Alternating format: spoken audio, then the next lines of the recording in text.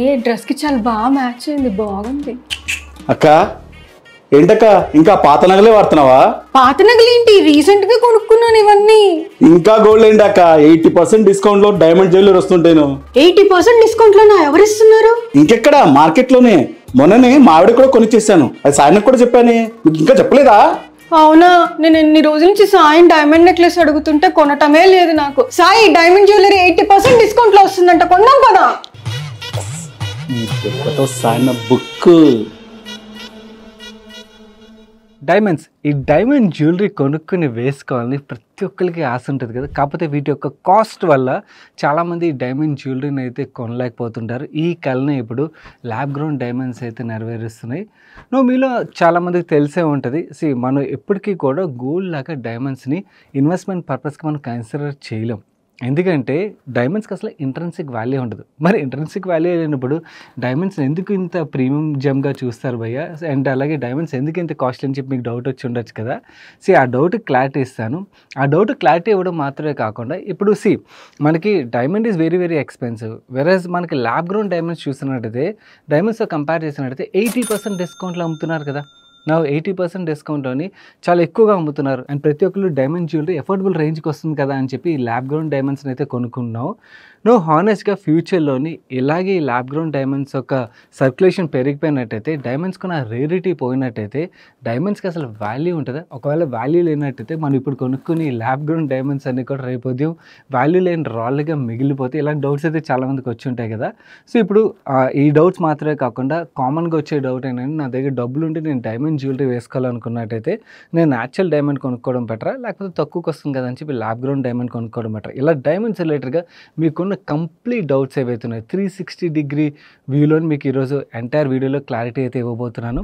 Video చూడండి, and మీరు మాత్రం చూడడం కాకుండా అండ్ మీ ఫ్యామిలీ కూడా ప్రతి ఒక్కరికి ఈ టాపిక్ మీద ఇంట్రెస్ట్ ఉంటుంది కాబట్టి వాళ్ళకి కూడా చూపించడం మర్చిపోకండి. అండ్ అలాగే ఇన్వెస్ట్మెంట్ యాంగిల్లో చూసే వాళ్ళకి ఇప్పుడు ఈ ల్యాబ్ గ్రౌండ్ డైమండ్స్ రిలేటెడ్గా ఏదైతే మనం గ్రోత్ చూస్తున్నామో దీని నుంచి మనం అడ్వాంటేజ్ పొందాలంటే మనకి ఎటువంటి స్టాక్స్ ఉన్నాయి, ఈ డీటెయిల్స్ కూడా షేర్ చేస్తాను. వీడియోని చివరి వరకు చూస్తూ వీడియోని లైక్ చేయడం అయితే మర్చిపోకండి. Let's deep dive into this topic now.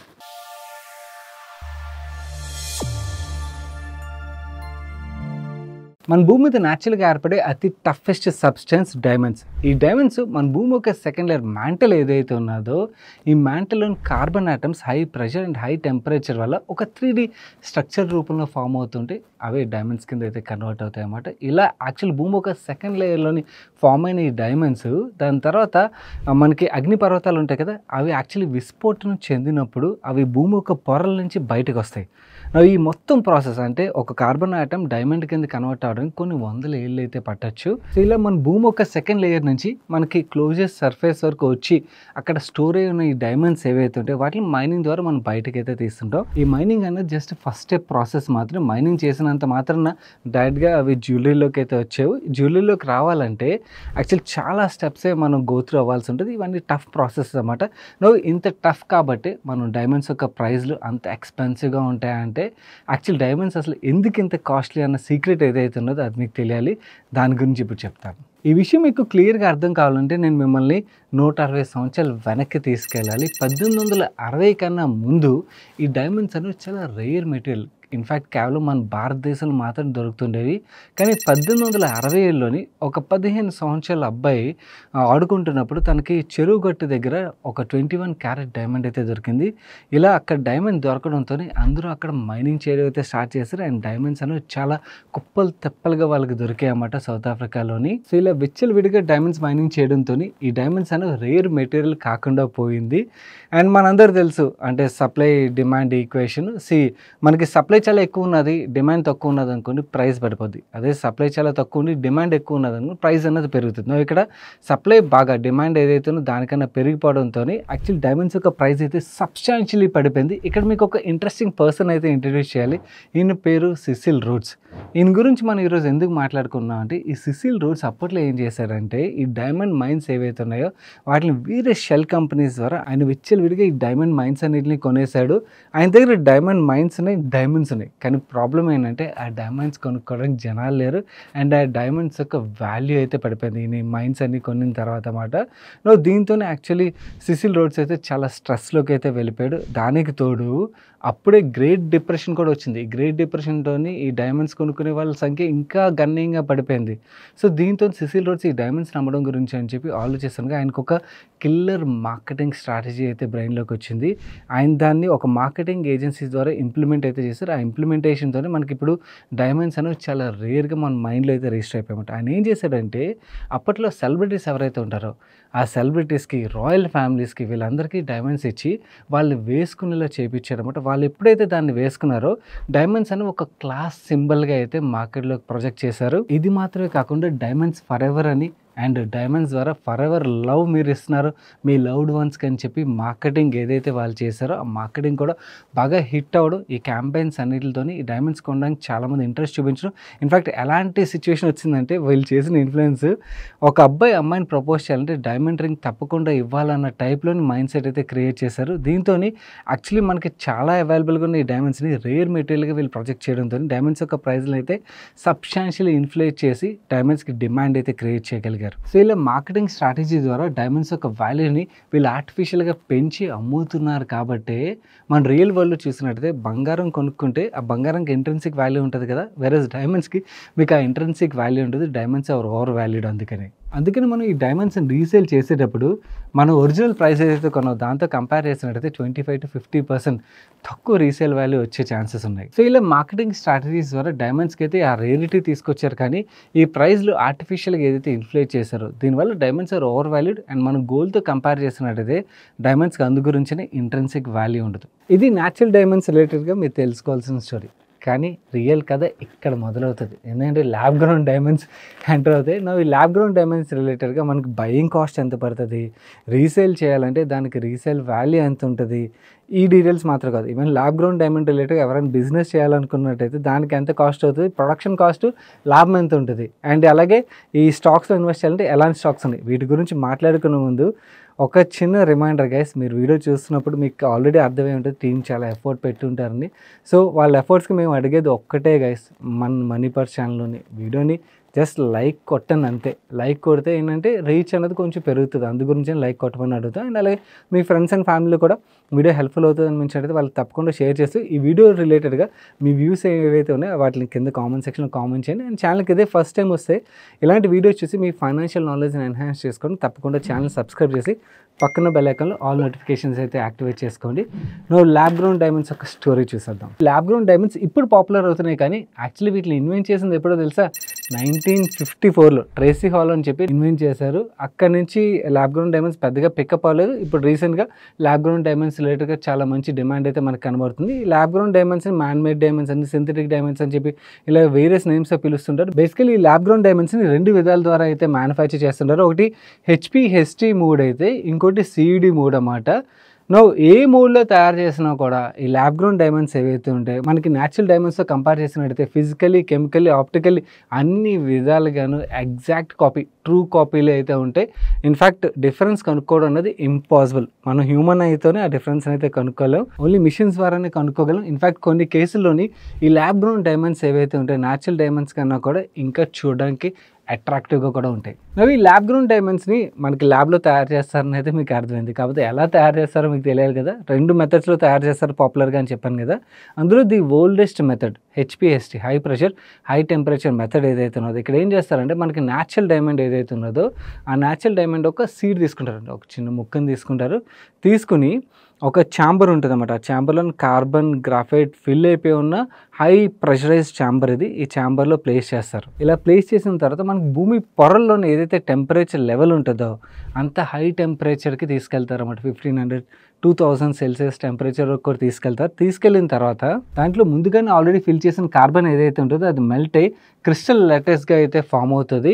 ఇలా ఫామ్ అయిన తర్వాత మనకి యాక్చువల్లీ ఒక డైమండ్ కింద అయితే ఫామ్ అవుతుంది అన్నమాట. దాని తర్వాత కూల్ చేసి దాన్ని ఎక్స్ట్రాక్ట్ చేసి దాన్ని కట్ చేస్తారు అండ్ పాలిష్ చేస్తారు. ఇది oldest method. But latest and most efficient method విషయంకి వచ్చేసరికి CVD method, chemical vapour deposit method అంటారన్నమాట. ఇక్కడ కూడా యాక్చువల్లీ ఈ ల్యాబ్ గ్రౌండ్ డైమండ్ని 4 స్టెప్స్లో అయితే డెవలప్ చేస్తారు. ఇక్కడ కూడా న్యాచురల్ డైమండ్ ఒక సీన్ తీసుకుని కార్బన్ రిచ్ మీథేన్ గ్యాస్ ఛాంబర్లో దాన్ని ప్లేస్ చేస్తారు. దాన్ని ఆ ఛాంబర్ని హై టెంపరేచర్ హీట్ చేసి గ్యాస్ని హై ఎనర్జీ ప్లాస్మా స్టేజ్కి చేంజ్ చేస్తారు. ఈ ప్లాస్మా స్టేట్లోని కార్బన్ ఆటమ్స్ బ్రేక్ అవుతాయి. ఇలా బ్రేక్ అయిన కార్బన్ ఆటమ్స్ మనం ఆల్రెడీ ప్లేస్ చేసిన సీడ్ ఏదైతుందో దాని మీద లేయర్ బై లేయర్ ఫామ్ అవుతుందన్నమాట. అలా ఒక క్రిస్టల్ కింద అయితే తయారవుతుంది. అండ్ ఈ క్రిస్టల్ న్యాచురల్ డైమండ్ ఎలాగైతే ఉంటుందో సేమ్ డిట్టో అలాగే ఉంటుంది అన్నమాట. దాని తర్వాత పాలిష్ చేసి కట్ చేస్తారు. బేసికల్ మనకి జ్యువెలరీలో వాడే ఏదైతే ల్యాబ్ గ్రౌండ్ డైమండ్ ఉంటుందో అది సివిడి మెథడ్లో తయారు చేసిన ల్యాబ్ గ్రౌండ్ డైమండ్ ఉంటుంది. సో మీరు ఒక ల్యాబ్ గ్రౌండ్ డైమండ్ కొనాలని ప్లాన్ చేస్తున్నా కూడా మోస్ట్లీ ఈ సివిడి మోడల్లో తయారైన ల్యాబ్ గ్రౌండ్ డైమండ్ కొనడానికి గుర్తుంచుకోండి. నా న్యాచురల్ డైమండ్కి ల్యాబ్ గ్రౌండ్ డైమండ్కి మీకు కొన్ని క్రిటికల్ డిఫరెన్స్లు అయితే తెలియాలి. న్యాచురల్ డైమండ్ విషయంకి వచ్చేసరికి డెవలప్ అవడానికి కొన్ని వందల సంవత్సరాలు అయితే పడుతుంది. వెరస్ ల్యాబ్ గ్రౌండ్ డైమండ్ విషయంకి వచ్చేసరికి సివిడి మెథడ్ ఏదైతే ఉన్నదో కొన్ని వారాల్లోనే డెవలప్ చేయగలుగుతారు. అదే హెచ్పిఎస్టి మెథడ్లో అయితే 3 నెలలు పడుతుందని అయితే చెప్తున్నారు. అండ్ ఈ రెండింటి మధ్యన క్వాలిటీ డిఫరెన్స్ విషయంకి వచ్చేసరికి ఎవ్వరు కూడా ఐడెంటిఫై చేయలేరు అన్లెస్ జియోలాజికల్ ఇన్స్ట్రుమెంట్స్ ఏవైతే ఉంటాయి, మీకు ఇప్పుడు స్క్రీన్ మీద కనబడుతుంది కదా, ఇలాంటి ఇన్స్ట్రుమెంట్స్ యూజ్ చేస్తే తప్పించి డిఫరెన్స్ కనుక్కోవడం అనేది practically impossible. Next important point availability. Natural diamonds విషయంకి వచ్చేసరికి న్యాచురల్గా ఎక్స్ట్రాక్ట్ చేయాల్సి ఉంటుంది కాబట్టి అవైలబిలిటీ అనేది కొంచెం కష్టం అవుతుంది. వేరే ల్యాబ్ గ్రౌండ్ డైమండ్స్ విషయంకి వచ్చేసరికి ఉంది మిషన్లు వేసి తయారు చేయడమే కదా, సో వాళ్ళు ఎంతైనా కూడా తయారు చేయగలుగుతారు. అండ్ రీసెంట్ టైంలో ఈ ల్యాబ్ గ్రౌండ్ డైమండ్స్కి బయర్స్ ఉంటున్నారు కాబట్టి ఈ ల్యాబ్ గ్రౌండ్ డైమండ్ ఇండస్ట్రీ యొక్క గ్రోత్ మీరు ఇక్కడ స్క్రీన్ మీద చూడొచ్చు, చాలా బాగా గ్రోత్ ఉంది. అండ్ కమింగ్ నెక్స్ట్ 5-10 ఇయర్స్లోని ఇంకా ఎక్స్ట్రాడినరీ గ్రోత్ అయితే చూస్తున్నారు. అది మోస్ట్ ఇంపార్టెంట్ పార్ట్ ప్రైజింగ్ విషయంకి వచ్చేసరికి న్యాచురల్ డైమండ్స్ ఏవైతే ఉంటాయి best quality natural diamond various reports ప్రకారం ఏం చెప్తున్నారంటే $10,000 ఉండొచ్చని. అంటే మన ఐఎన్ఆర్లో చూసినట్టయితే 8,30,000 రూపీస్ అయితే ఉంటుంది.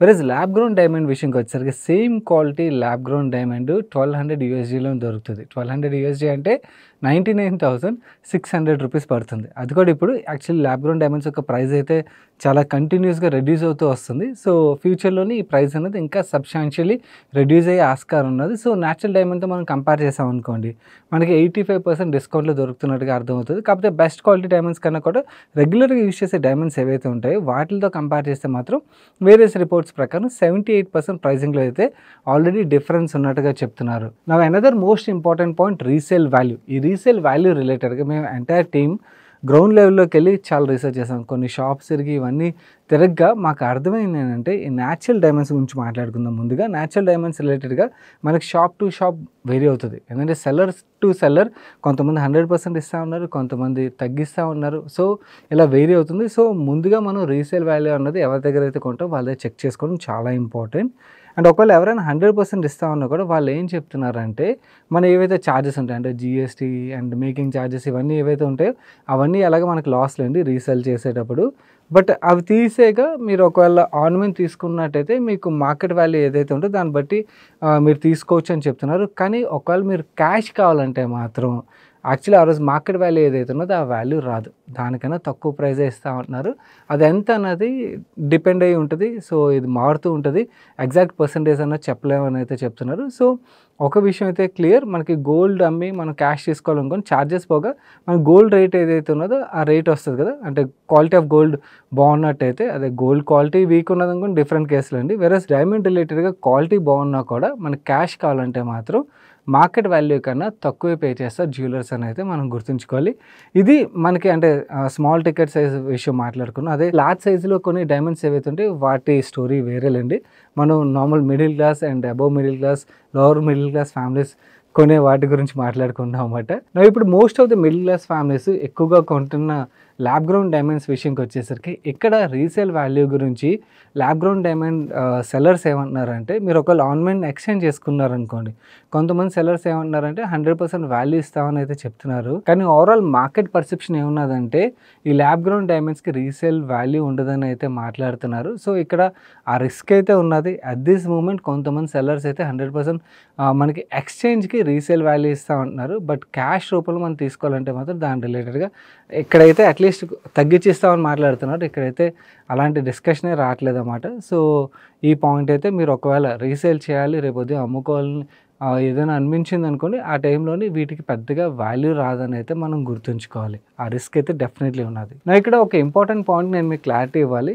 క్యారెట్ అని మాట్లాడుతున్నాను కదా, గోల్డ్లోని అందరికీ తెలిసిందే క్యారెట్ అంటే అది క్వాలిటీ అని చెప్పి, వెరస్ డైమండ్ విషయంలోని అది క్యారెట్ అంటే వెయిట్ అని గుర్తుంచుకోండి. 1 carat is equal to 0.2 grams weight అయితే ఉంటుంది. అవి ల్యాబ్ గ్రౌండ్ డైమండ్స్ ఏవైతే ఉంటే మనం ల్యాబ్లో తయారు చేస్తాం కాబట్టి ఆ ల్యాబ్ సెటప్ చేయడానికి ఎంత అవుతుంది, అండ్ అలాగే ల్యాబ్లోని ఈచ్ క్యారెట్ని తయారు చేయడానికి మ్యానుఫ్యాక్చరింగ్ కాస్ట్ ఎంత అవుతుంది, ఇలాంటి డౌట్స్ చాలామంది వచ్చి ఉండొచ్చు కదా. ఇలాంటి డౌట్ ఉన్న వాళ్ళకి ఆ క్లారిటీ కూడా ఇచ్చేసాను.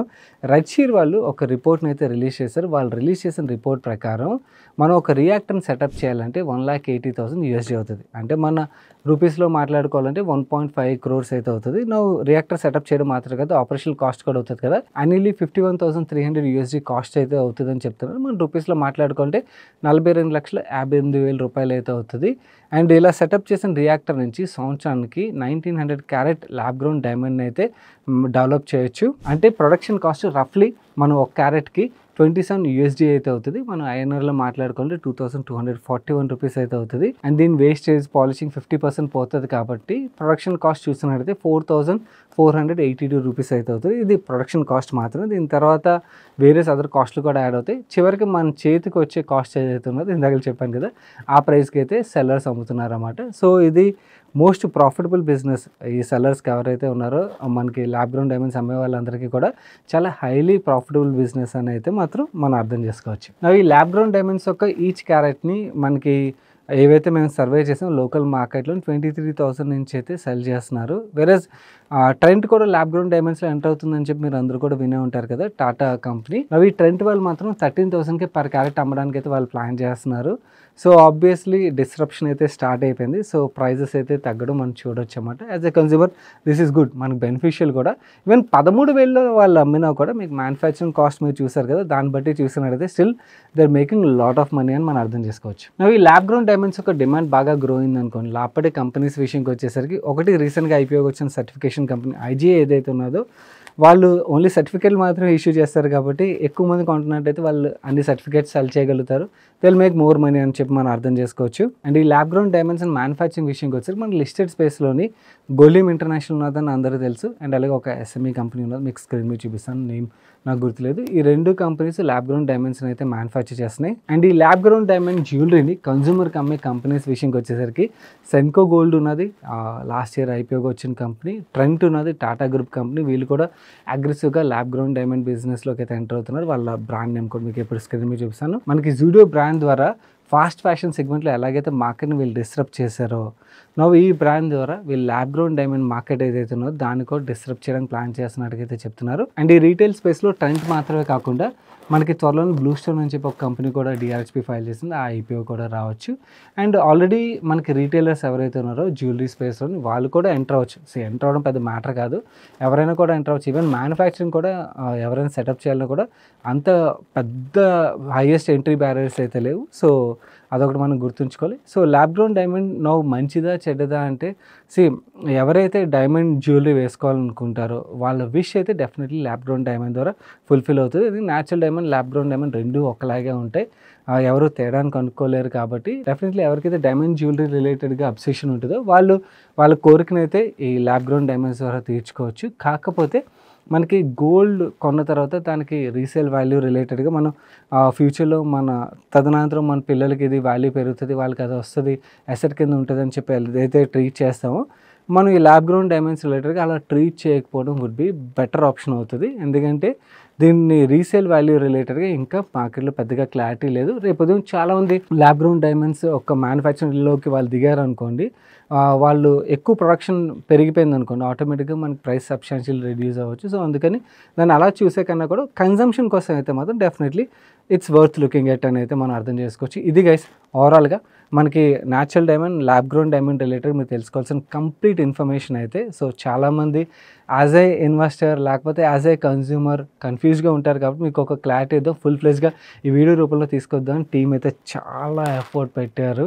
అండ్ ఈ వీడియో మీ ఫ్రెండ్స్ అండ్ ఫ్యామిలీకి హెల్ప్ఫుల్ అవుతుందని అయితే అనుకున్నాం. హెల్ప్ఫుల్ అవుతుంది అనిపించినట్టయితే వాళ్ళకి తప్పకుండా వీడియోని షేర్ చేయడం మర్చిపోకండి. అండ్ మేము అడిగే ఛానల్లో వీడియోని లైక్ చేయమని మాత్రమే, వీడియోని లైక్ చేయడం వల్ల వాళ్ళు వీడియోని లైక్ చేయడం అయితే మర్చిపోకండి. అండ్ ఛానల్కి అయితే ఫస్ట్ టైం వచ్చినట్లయితే ఇలాంటి వీడియోస్ చూసి మీ ఫైనాన్షియల్ నాలెడ్జ్ని ఎన్హాన్స్ చేసుకోవడానికి మనీ పర్స్ ఛానల్ సబ్స్క్రైబ్ చేసి పక్కన బెల్ ఐకాన్లో ఆల్ నోటిఫికేషన్స్ అయితే యాక్టివేట్ చేసుకోండి. నేను సాయి కృష్ణ పత్రి మరొక మంచి వీడియోతో మీ ముందుకు వస్తాను. Till then bye bye, take care.